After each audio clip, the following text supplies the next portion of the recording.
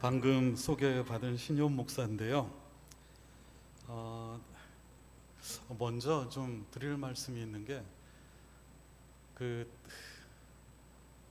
헌신 예배를 여러 곳에 가봤지만 이렇게 앞에서 그 찬양하는 분들을 대견스럽게 바라보시는 분들은 처음이에요.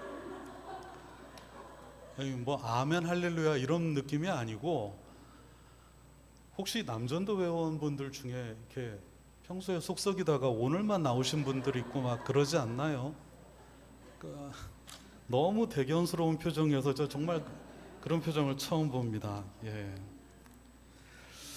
소개받은 대로 산청 지풍교회에서 심호하고 있는 신현 목사인데요. 우리 안세웅 목사와는 2007년도 1월 첫 주부터 이렇게 같이 사망교회에서 동역을 했습니다. 그게 저 때문에 신학교를 가게 되거나 그런 것 같지는 않고요. 참 생각해 보니까 시간이 이렇게 많이 지났는데 이런 경험을 할 수 있는 목사가 몇이나 있을까? 청년 때 서로, 그러니까 신학에 그땐 뜻이 없었던 것으로 알고 있는데, 신학에 뜻이 없다가 나중에 목사가 돼서 이렇게 만나게 된 게 참 특별한 경험입니다. 한 가지, 제가 2014년도에 지풍교회로 갔습니다. 아까 2015년도라고 하셨는데 14년도에 갔고, 가게 된 그 이유는 정말 특별한 이유가 없이 신대원 시절에 어떤 목사님이 오셔가지고 이런 설교를 하셨습니다. 예수님은 변방에서 사역하셨고 돌아가실 때나 예루살렘에 오셨는데 왜 당신들은 그렇게 서울 아니면 부산에 목을 매느냐? 왜 가장자리로 가지 않느냐? 제가 그때 정말 이 말도 안 되는 서원을 해가지고, 하나님, 제가 삼천포보다 더 번화한 데로 가지 않겠습니다. 이래버린 거예요. 그리고 이제 두 번째가, 저는 그 직원 채용하듯이 이력서 먼저 안 냅니다. 그러니 찾아오게 해 주십시오. 이 두 가지만 맞으면 제가 아무 데나 가겠습니다. 그래서 가게 됐습니다. 진주 노회 안에 이렇게 부교역자가 있는 교회가 몇 없어요. 근데 그때 그 목사님, 먼저 계시던 목사님이 너무 이제 번아웃이 와가지고요, 12년을 거기 계셨는데 폐허가 된 교회를 이렇게 살려놓으셨거든요. 근데 그 과정에 너무나 이제 탈진이 돼서 후임자를 찾고 있다가, 사실은 여러분도 아실지 모르겠습니다. 같이 사망교회에 있던 신용재 목사한테 먼저 전화를 했습니다. 근데 신용재 목사님이 저 말고요, 제 옆에 일찍부터 농촌의 뜻을 두고 있는 이런 식으로 설명을 하셔갖고 그 전화가 저한테 온 거예요. 근데 조건이 맞잖아요. 그래서 그냥 가겠습니다 했습니다. 이 말을 왜 드리냐면은 저는 농촌에 가서 할 수 있는 게 아무것도 없습니다. 농사를 지을 줄도 모르고 무엇보다 게으릅니다. 부지런하지 않습니다. 근데 어쨌든 그 조건이 맞아서 가가지고 이제 11년째 이렇게 버티고 있네요. 근데 여전히 서툴러서 제가 안 보여드리려고 그랬는데, 풀 뽑으면 이렇게 돼요. 옹호한 때만 긁히고, 아무튼 서투른 사람입니다. 가서 장목반에 들어갈 것도 아니고 무슨 특용 작무를 할 것도 아닌데, 하나님의 교회는 주의 말씀으로 사는, 그리고 서가는 교회니까 그거 하나 붙들고 이제 아직까지 용을 쓰고 있습니다. 글쎄요, 앞으로는 어떻게 될지 모르고 또 언제까지 여기 있게 해 주실지 모르겠으나, 하여튼 저는 거기서 은퇴할 생각을 하고 있습니다. 그러는 중에 우리 또 안세웅 목사가 정말 그런 과정이나 그런 기회도 아마 드물 거예요. 정말 특별한 인도하심으로 이 온누리 교회의 청빙을 받아서 여러분을 섬기게 됐다는 그 이야기를 듣고 얼마나 이렇게 반가웠는지요. 이렇게 제 제자가 담임 목사가 되면 얼마나 좋겠습니까? 하여튼 여러 가지 이유로 좋죠. 그래서 이제 전화가 왔을 때 바로 이게 수락을 했습니다. 한 가지 이제 저한테 설교를 부탁하면서 당부를 하더라고요. 목사님, 설교는 30분 안으로. 근데 그거를 이제 본문을 정하기 전에 그 전화를 받았으면은 제가 30분짜리 본문을 잡았을 텐데, 오늘 본문은요, 누가복음 17장 이 본문은 제가 진주 노회에 아마 신기록을 가지고 있습니다. 노회 폐회 예배할 때 제가 이 본문으로 성경 봉독까지 포함해서 한 4분 정도 설교하고, 목사님들의 열화와 같은 정말 이거다 이런 말을 들었습니다. 그러니까 4분짜리 본문을 택해놓고 30분을 하려니 이제 26분을 제가 뭘로 채워야 될지 모르겠는데, 아무튼 오늘 본문 조금 더 보태서 4분보단 길게 해야겠죠. 아무튼 좀 은혜를 나눠보고자 합니다. 성경을 읽을 때, 특히 현대 교회에서 이렇게 설교를 하고 들을 때 현대 교회에 지금 심각한 문제가 하나 있습니다. 그게 뭐냐면 설교가 모듈화돼 있어요. 그러니까 설교가 조각 끊어져 있습니다. 그래서 졸다가 자기가 아는 이야기 나오면 그게 확 귀에 들어오고 그걸로 은혜 다 받았다 그래요. 그러니까 본문과 설교와 또 설교의 맥락과 이런 것들이 사실은 아주 고도의 지적 행위지 않습니까? 천지를 말씀으로 지으신 하나님께서 그 말씀으로 우리를 찾아오셔서 나 듣기 좋은 이야기를 해주시는 게 아니라 하나님이 우리에게 원하고 기대하시는 것을 끊임없이 설득하는 과정이 성경이고 설교인데, 그게 조각조각 찢어져 있는 거예요. 설교가 파편화되어 있다 이렇게 말을 합니다. 그래서 아무도 서론, 본론, 결론 이런 식으로 그 흐름을, 맥락을 따라서 이해하지 않고 설교의 어느 한 부분, 한 단어에 은혜 받았다라고 이제 스스로 믿기 시작했습니다. 그런 사람들이 많아지다 보니까 이제 제가 주보를 얼핏 봤는데 우리 안세훈 목사도 설교가 그렇게 쉽진 않을 것 같아요. 여러분 어떻습니까? 이럴 때 쉽지 않다고 해주셔야 됩니다. 네. 쉬운 설교는 여러분을 망칩니다. 정말 그렇습니다. 하나님의 말씀은 창세기로부터 요한계시록이 다 일관되게 이어지고, 정말 그 하나님께서 성경을 기록하시는데 1500년 정도 40여 명의 저자를 통해서 그 하시고자 하는 말씀을 반복해서 전달하시는 그 집념과 진실을 생각을 하면은 우리가 설교를 너무 쉽게 듣고 성경을 너무 내 편한 대로 듣는 건 심각한 문제입니다. 내게 능력 주시는 자 안에서 내가 모든 것을 할 수 있느니라. 혹시 그 앞에 내용 아시는 분 있습니까?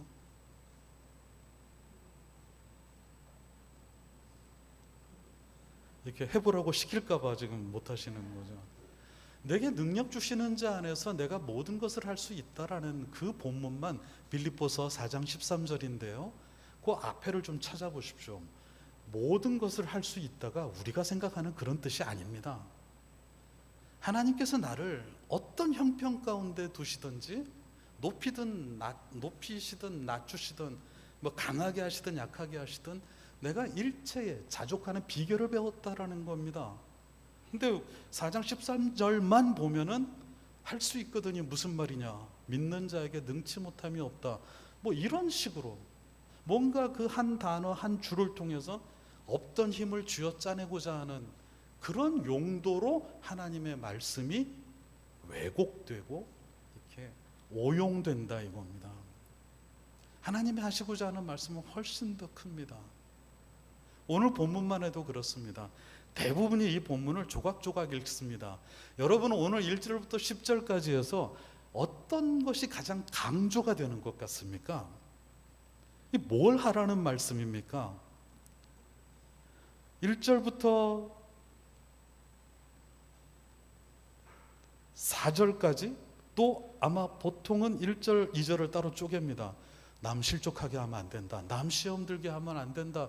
그랬다가는 연자맷돌을 목에 메고, 당시에 그 사형 방법 중 하나였어요. 연자맷돌을 목에 메고 그냥 물에 뛰어드는 게 낫다. 실족하게 하지 말자.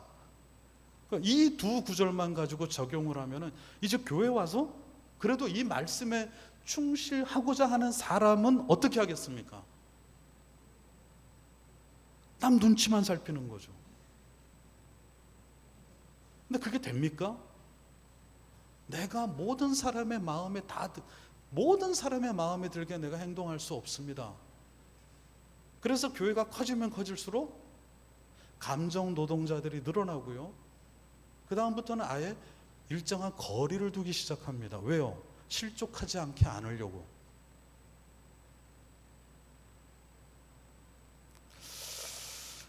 그 다음 볼까요? 스스로 조심하라. 형제가 죄를 범하거든 경고하고 회개하거든 용서하라. 4절. 하루에 7번이라도, 7은 이제 완전수입니다. 그러니까 아주 그냥 하루 종일 쉴 틈 없이 와서 나한테 죄를 범하는 거예요. 경고하고 회개하거든 용서하라. 벌써 지금 1, 2절과 3절이 좀 충돌을 일으키는 것 같지 않습니까? 실족하지 않게 하라는데 죄를 경고하래요. 이거 어떻게 하란 말입니까? 아무튼 7번이라도 죄를 짓고 7번 와서 회개하노라 하거든 너는 용서하라. 용서하자. 근데 그게 됩니까? 또 거리를 두게 됩니다. 공식적인 일로만 만나게 됩니다. 세상 속의 관계가 교회 안으로 들어오게 돼요. 아마 5절은요, 거기에서 막연하고 막막해진 사도들이 예수님께 특별히 좀 능력을 주십사. 우리는 이거 못합니다. 우리는 예수님이 아니지 않습니까? 우리는 이거 못합니다. 주여 우리에게 믿음을 더하소서. 하고는 싶은데 제가 믿음이 없어서 이걸 못하겠습니다 라고 예수님께 하소연하는 대목입니다. 근데 예수님께서 6절에 뭐라 그러세요? 겨자씨 하나일 만한 믿음이 있었더라면 이 뽕나무더러 뿌리가 뽑혀 바다에 심기어라 하였을 것이요 그것이 너희에게 순종하였으리라. 이렇게 됩니다. 이게 무슨 의미입니까? 믿음으로 기도하면 나무가 뽑혀서 바다에 자란다 이 뜻인가요? 지금 이 문맥이, 맥락이 무슨 뜻입니까? 이 6절을 말씀하신 이유는 앞에 사도들이 우리에게 믿음을 더하소서 했기 때문이죠. 그 예수님의 대답은 이런 식으로 좀 의역이 되는 겁니다. 이건 믿음의 문제가 아니다. 믿음의 크기의 문제가 아니다. 그러니까 믿음이 없다고, 내가 믿음이 약하다고 이런 일들을 피하지 마라, 이런 뜻이 되겠죠. 왜요? 겨자씨는요, 성경에서 가장 작은 것을 일컬을 때 드는 비유입니다. 믿음이 겨자씨만한 것만 있어도요, 그런 놀라운 초능력이, 초자연적인 권능이 일어날 수 있대요. 이 말이 무슨 뜻입니까? 믿음은 있고 없고의 문제지 크기의 문제가 아니라는 거예요. 믿음은 생명에 관한 것이기 때문에 그건 있고 없고의 문제여야 합니다. 여러분, 가장 최근에 그 아기를 낳아보신 분, 가장 최근에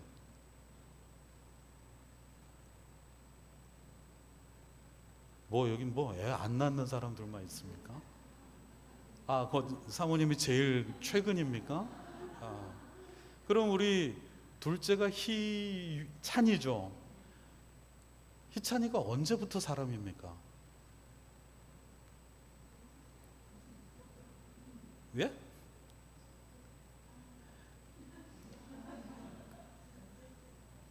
근데 왜 저거 언제 사람 되나 걱정하세요?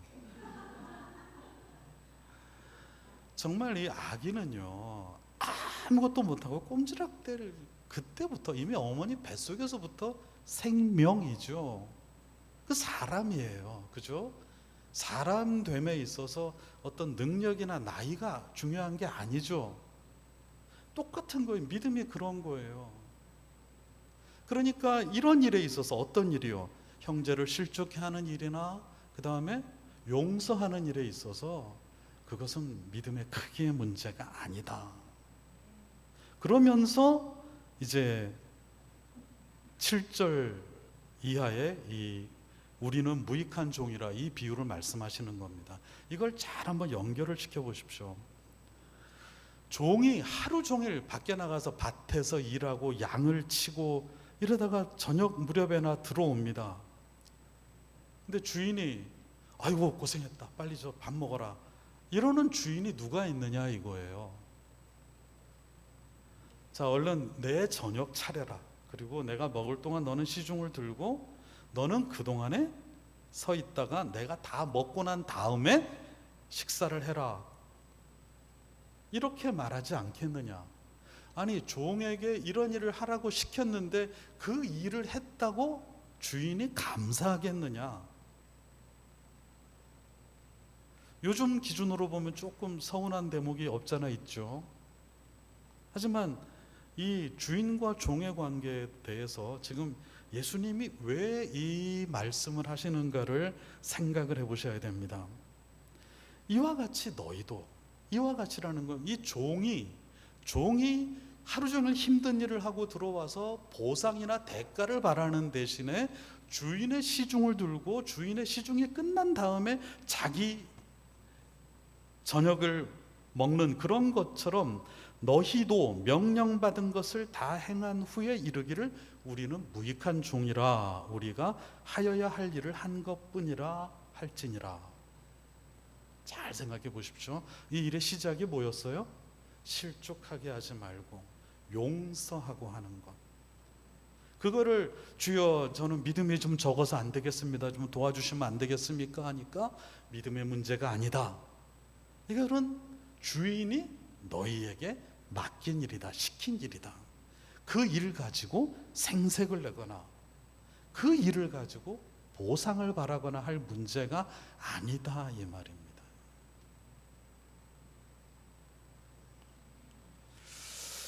답답하죠. 이제 어떡하나. 이제 이 교회 안에서 지금 은밀히 얽혀 있는 이런 관계를 어떻게 해결해야 되나. 집에 가면 또 왼수들 많죠. 이번 명절 앞두고 이제 더 험악한 관계들을 만날 텐데 이거 어떡하나. 하지만 여러분, 이것이 바로 이 대목에서 믿음이 필요합니다. 이거는 여러분의 능력에 관한 문제가 아니고 여러분의 수준에 관한 문제가 아니에요. 이거는 그냥 주인이 우리에게 맡기신 일이라고요. 그냥 해야 되는 일이에요. 어느 뉴스를 보니까 지금 우리나라에 30, 40대가 그 울분? 다 싫은 거예요. 화나고 막 억울하고 분하고 하는 그런 울분 지수가 굉장히 높게 나오고 있다 그래요. 30, 40대가. 그게 세상 바깥 사람들 통계지만은 교회 안에서 그래도 관심을 가지고 말씀을 읽고 믿음대로 살려고 하는 분들 중에도 뜻밖에도 이 울분에 휩싸여 있는 분들이 꽤 있습니다. 내가 이렇게 낮춰서 나를 죽이고 수고하고 애쓰고 섬기는데 사람들이 알아주질 않아요. 그리고 내가 10가지 하는 것 중에 9가지를 잘하고 한 가지 딱 좀 실수한 거 있는데 자꾸 그 한 가지 실수한 것만 가지고 말이 돌아요. 힘들죠. 그런 경우에 내가 이런 소리 들으면서까지 이런 일을 해야 되나. 이런 게 사실 세상 사람들 같으면 그냥 팩 토라져서 뭐 싸워버리거나 아니면 뭐 세상 사람들은 더 쉽게 해결하는 방법들이 있죠. 그냥 술 한잔 하면서 털어버리면 되는데 교인들은 그것도 안 돼요. 표정 관리해야죠. 뭐 거룩한 척도 해야죠. 괜찮은 척을 해야 되는 감정 노동이 의외로 우리의 마음을 이렇게 상하게 합니다. 그런데 왜 우리가 이런 수고를 하면서 무익한 종이라고 말을 해야 되는가? 무익하다라는 그 이유를 한번 생각해 보신 적 있습니까? 왜 다른 여러 가지 표현들이 있는데 왜 무익하다 그럴까요? 그냥 뒤에 말만 해도 되잖아요. 아니요, 저 그냥 해야 될 일을 한 겁니다. 근데 왜 앞에 우리는 무익한 종이다라고 말을 하도록 예수님이 말씀하실까요?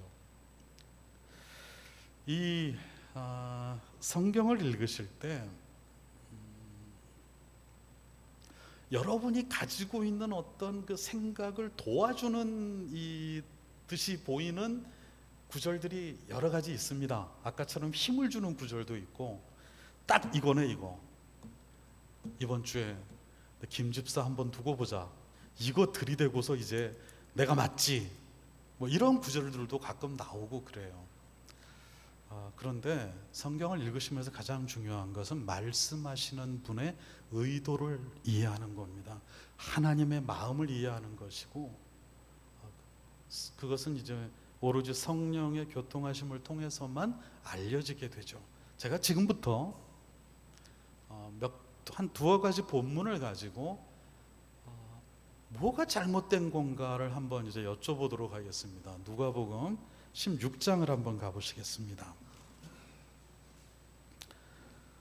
바로 앞에 있죠. 누가복음 16장 1절부터 이제 13절까지는 저겁니다. 불의한 청지기에 관한 비유입니다.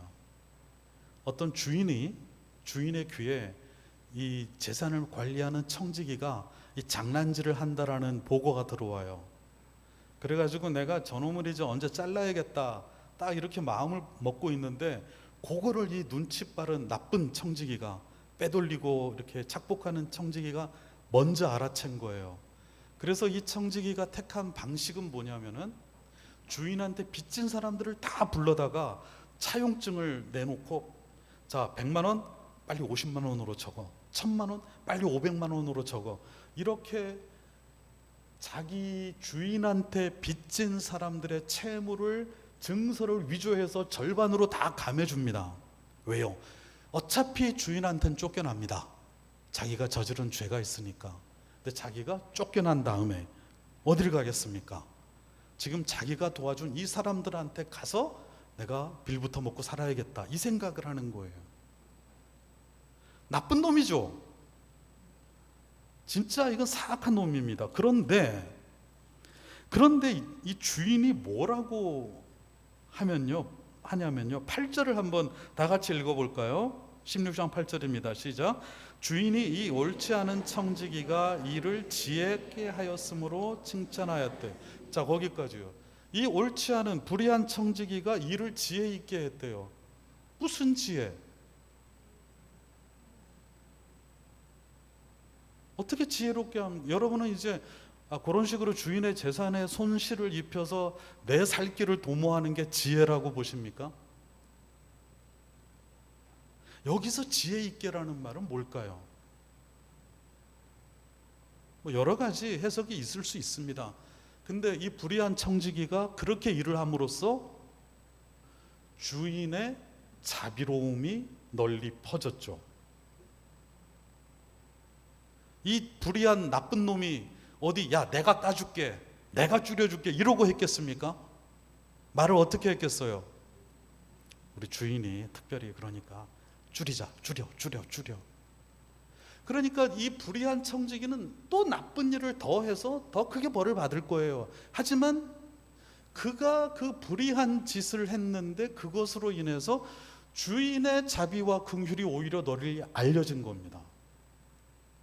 여러분, 이게 세상 사람들도 이렇게 지혜 있는 일을 한다, 지혜롭게 일을 한다. 하물며 빛의 자녀들은 얼마나 더 지혜로워야겠느냐. 불의한 재물에 충성하라라는 말도 나옵니다. 그러면서 13절에 유명한 말씀이 나오죠. 지파인이 두 주인을 섬길 수 없나니 혹 이를 미워하고 저를 사랑하거나 혹 이를 중히 여기고 저를 경히 여길 것임이니라. 너희는 하나님과 재물을 겸하여 섬길 수 없다. 그러니까 하나님과 재물을 겸하여 섬길 수 없다라는 건 이런 겁니다.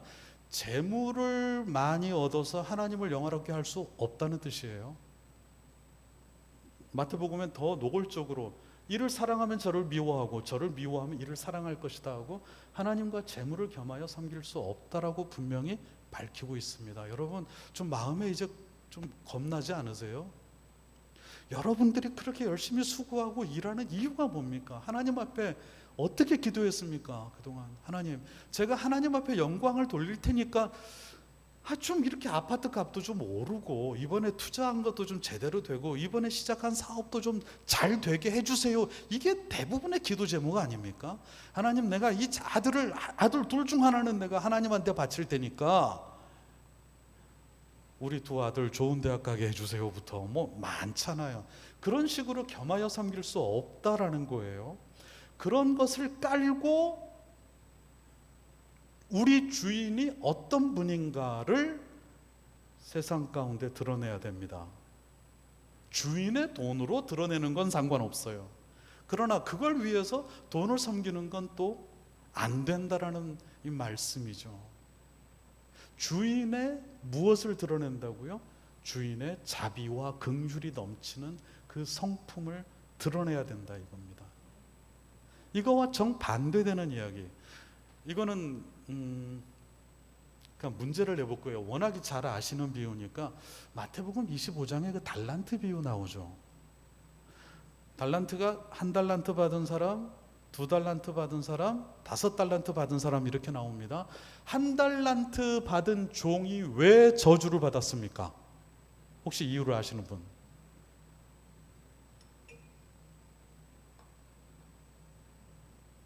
왜요? 2달란트, 5달란트 받은 사람은 왜 칭찬을 받았죠? 더블로 남겨서? 그럼 왜요? 이게 아니고 고개를 저으시는 분이 몇 분 계시는데 그럼 왜 칭찬을 받았고 왜 저주를 받았습니까? 2달란트, 5달란트 이 종은 뭐라고 칭찬을 받냐면 네가 적은 일에 충성하였다 그래요. 작은 일에 충성하였다 그래요. 2배로 남기는 거는 주인이 언급을 하지 않습니다. 작은 일에 충성하였다 그래요. 1달란트 받은 종은 왜 저주를 받냐면 그 1달란트 그대로 갖고 온 그 종이 뭐라고 이야기하냐면 주인은 굳은 사람이라 심지 않은 데서 거두고 그러시는 분인 줄 알아서 제가 이걸 그대로 가지고 왔습니다. 주인을 어떤 사람으로 만들어버려요? 굳은 사람, 완고하고 못된 사람으로, 심지 않은 데서 거두는 사람으로. 그러니까 주인이 뭐라 그래요? 이 악하고 게으른 종아, 네가 정말 내가 그렇게 무서운 사람인 줄 알았더라면은 그 돈을 가지고 돈놀이 하는 사람한테라도 맡겨서 하다못해 이자라도 몇 푼이라도 가져왔을 거다. 무슨 뜻이에요? 네가 지금 와가지고 나를 굳은 사람, 완고한 사람, 무서운 사람으로 이야기하는 것 자체가 네 핑계거리에 불과하다 이 뜻이죠. 불의한 청지기는 나쁜 짓을 해서 나쁜 짓을 통해서 주인의 선한 성품을 드러내서 지혜롭다라고 칭찬을 받는데 1달란트 받은 종은 악하고 게으르다 하면서 쫓겨납니다. 근데 여러분 1달란트가 얼마쯤 되는 돈인지 혹시 들으신 적 있습니까? 1달란트가 6,000데나리온이에요. 6,000데나리온의 데나리온은 하루 일당입니다. 그럼 6,000일의 일당이에요. 1년에 일할 수 있는 날짜가 300일 정도 잡을 때 6,000이면 몇 년치입니까? 20년치예요. 그럼 2달란트는요 40년치 연봉이고 5달란트는 100년치 연봉이죠. 근데 아까 앞에 두 종이 뭐라고 칭찬을 받았다고요? 작은 일에 충성하였다. 한 달란트든 두 달란트든 다섯 달란트든 우리에게는 어마어마한 거예요. 근데 하나님께는 작은 일이에요. 그러니까 물질의 어떤 대소나 뭐 이런 게 중요한 게 아니라는 거. 주인의 성품을 이해해서 그 명령에 충실하게 따르는 것. 한 달란트 받은 종도 어마어마한 걸 받았죠. 여러분 혹시 직장생활 하시는 분 중에 20년치 연봉 한꺼번에 줄게요, 지금 명퇴하라 그러면 다 할 거 아닙니까? 그런 꿀 같은 기회가 어디 있어요, 그죠?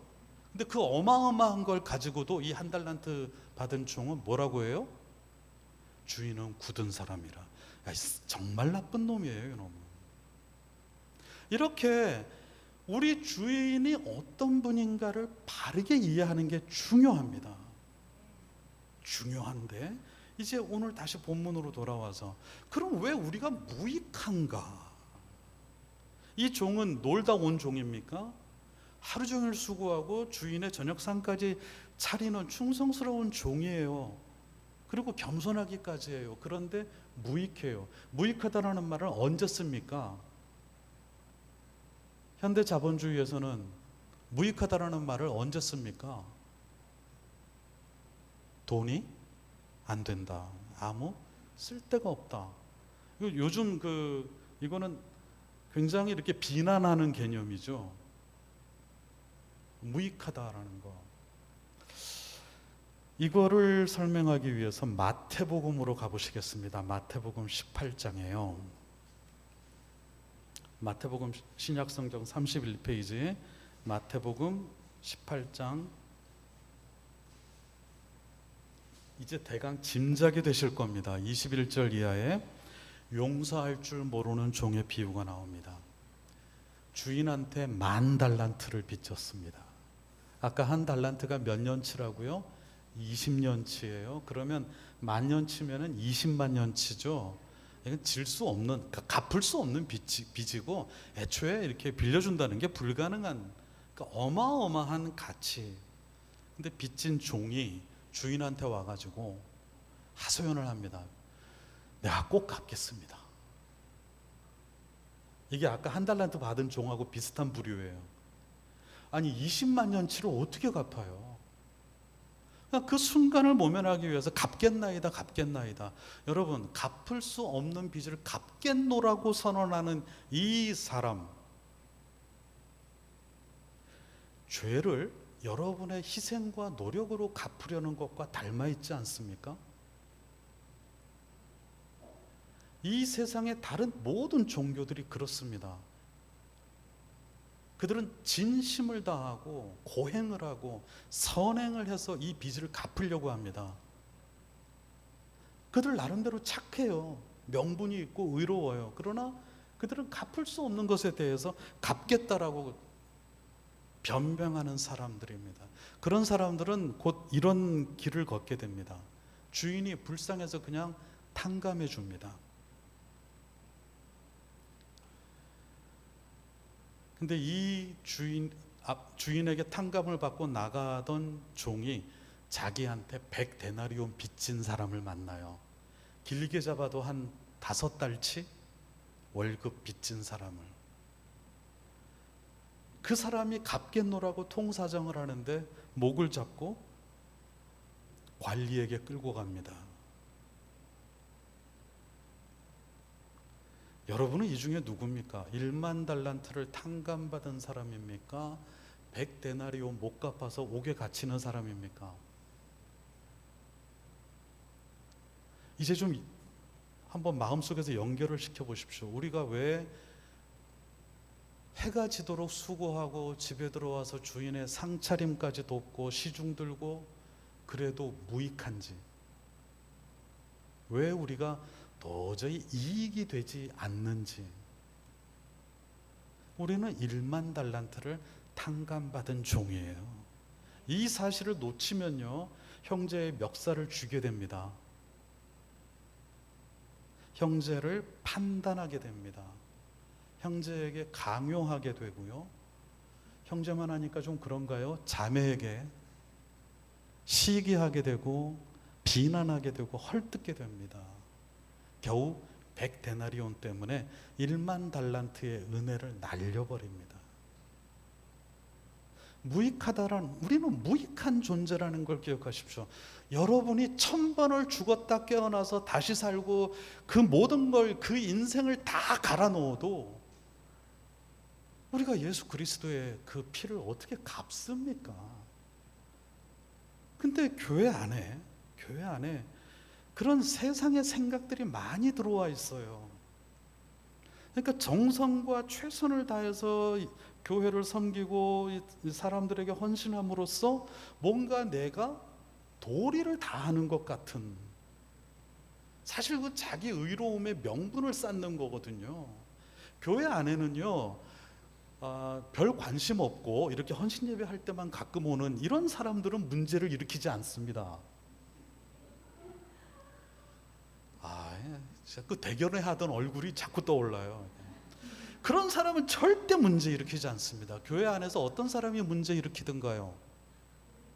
오랫동안 수고하고 능력 있고 헌신적인 사람, 항상 올바름을 주장하는 사람들로 인해서 모든 교회는 쪼개집니다.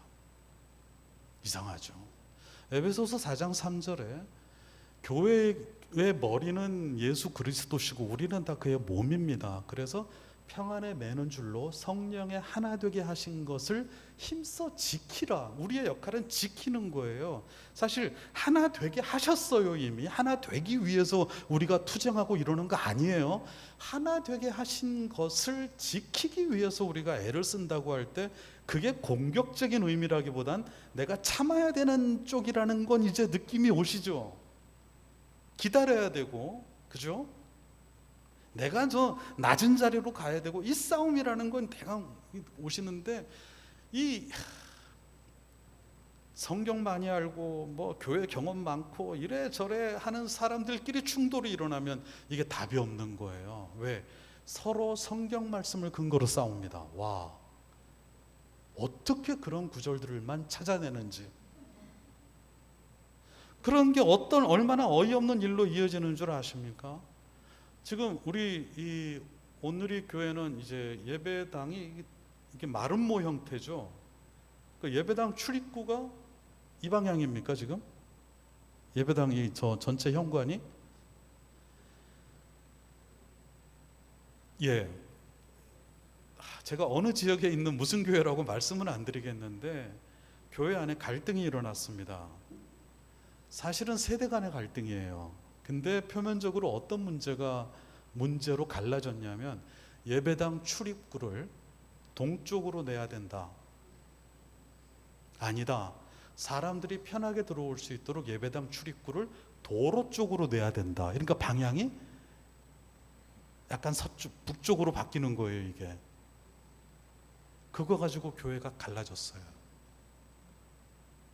둘 다 옳아요. 교회사 전통에 따르면 예배당 출입구는 동쪽으로 내는 게 맞습니다. 그래서 설교단이 항상 해 뜨는 쪽을 향하도록, 그게 교회 전승에 그래요. 도로 쪽으로 예배당 입구를 내놓으면 얼마나 또 지나다니면서 이렇게 교회 안이 들여다보이면 사실 좀 밝은 이미지도 있고 열려있는 이미지도 있으니까 좋잖아요. 나쁠 거 없는데 그거 가지고 교회가 갈라지고 한쪽은 고신에 남아있고 다른 한쪽은 합동교단으로 가요. 이게 오늘 이 시대 교회의 현실입니다. 아무도 자기가 무익하다라는 생각을 못합니다.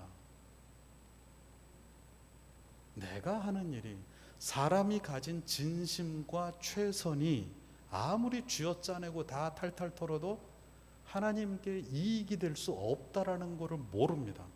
아버지의 마음을 몰라요. 얼마나 큰 이 간극을 넘어서 우리를 사랑하시고 우리가 그런 사랑을 받았는지에 대해서 자각이 없어요. 오로지 교회 안에서 서로 진심만 난무해요. 다 진심이에요. 다 교회를 사랑하고 다 이 일을 잘해보고 싶어요. 유능하게 효율적으로 해보고 싶어요. 모두가 즐겁게 하고 싶어요. 다 그런 진심과 진심이 만나서 합력하여 선을 이루는 대신에 사람의 진심은 항상 교회를 깨트리더라고요. 이상하죠. 로마서 3장 23절, 모든 사람이 죄인이에요. 그 죄인의 최선을 다해도 하나님의 영광에는 이룰 수가 없다라는 것. 우리가 그런 사실들을 너무 쉽게 놓쳐버립니다. 그래서 오늘 남전도회 이제 교회 기둥 분들에게 당부를 드리면, 제발 일 너무 잘하려고 하지 마십시오. 자기 능력껏 최선을 다하시되 누가 봐도 빈틈없이 완벽하게 그렇게 좀 속된 표현으로 너무 쪼아대지 마십시오. 대신에 이런 여지를 좀 열어두시면 좋겠어요. 분명히 교회 안에는 하고제비들이 있습니다. 자기가 잘 하는 것도 아닌데 나서서 하고 싶어하는 사람들이 있어요. 그러면 실력을 갖추신 분들은요, 그런 사람들 뒤에 숨어서 그 사람들이 엉망으로 헤집고 다니는 그거 뒤에서 수습하면서 가세요. 사람한테 칭찬을 듣잖아요. 자기 받을 상을 이미 다 받았습니다. 하나님 앞에 받을 게 없습니다. 근데 숨어서 그렇게 좀 덜 떨어진 사람들의 뒤치다꺼리를 하면서 그 뒤치다꺼리 하는 것조차 드러나지 않게 숨어서 온전케 할 수 있으면, 그리고 이 모든 공로가 그 하고제비 앞장서서 막 설치는 그 사람에게 이 모든 공로가 돌아갈 수 있게 하신다면 여러분들은 하나님 나라에 합당한 사람으로 살 겁니다. 예수님이 그렇게 하셨거든요.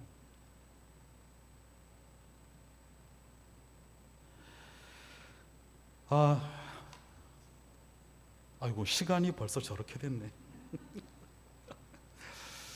아무튼 오늘 우리는 무익한 종이라, 이것은 사실 마태복음 16장 24절 말씀이죠. 아무든지 나를 따라오려거든 뭐부터 하라고요? 예? 자기를 부인하고 해요. 십자가가 먼저가 아닙니다. 여러분, 십자가 진다고 그러지 마세요. 그렇게 막 나 십자가 져 이러지 마세요. 자기 부인이 먼저예요. 내가 없는 거예요. 나는 그냥 무익한 종이에요. 나는 아무리 무슨 짓을 해서 어떻게 갈아 넣어도 이 은혜를 갚을 수가 없는, 우리 주인에게는 도무지 이익이 되지 않는 종이에요. 항상 그 사실을 기억하시면서 밭을 가시고 양떼를 돌보시고 저녁에 와서 주인 상 차리시고 시중 드시고 그 마음을 가지세요. 그래야 교회가 삽니다. 교회가 살고 교회 이전에 여러분이 삽니다.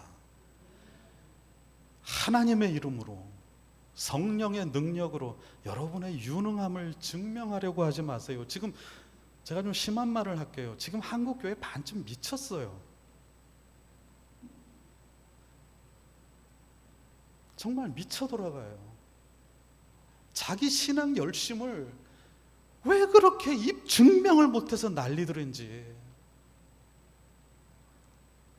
그런 요소들이 곳곳에 너무 심각해요. 여러분은 절대 그러지 마십시오. 선행을 하시려거든, 구제를 하시려거든 오른손이 하는 것을 왼손이 모르게, 교회 안에 불편한 사람을 상대하실 때는 억지로 오리를 가고자 하거든 심리를 동행하시고, 겉옷을 달라 하거든 속옷까지 내어주라. 이 제 이야기가 아니에요. 예수님 말씀이에요. 이 모든 것들은 내가 얼마나 큰 은혜를 입었기에 어떤 노력을 해도 무익한 종에 불과하다라는 사실을 항상 기억하고 마음에 새기고, 그렇게 철저하게 자기 부인 위에 선 사람에게만 은혜가 됩니다. 부디 이 은혜 가운데 거하시며 교회를 교회답게 복되게 하시는 더 복된 성도들이 되시기를 간절히 바랍니다. 기도하시겠습니다. 우리 아버지 하나님, 우리를 불쌍히 여겨주시옵소서. 우리는 너무나 쉽게 잊어버립니다. 내가 최선을 다하는 것이 하나님께도 영광이 될 거라는 착각과 기만 속에 병들어갑니다.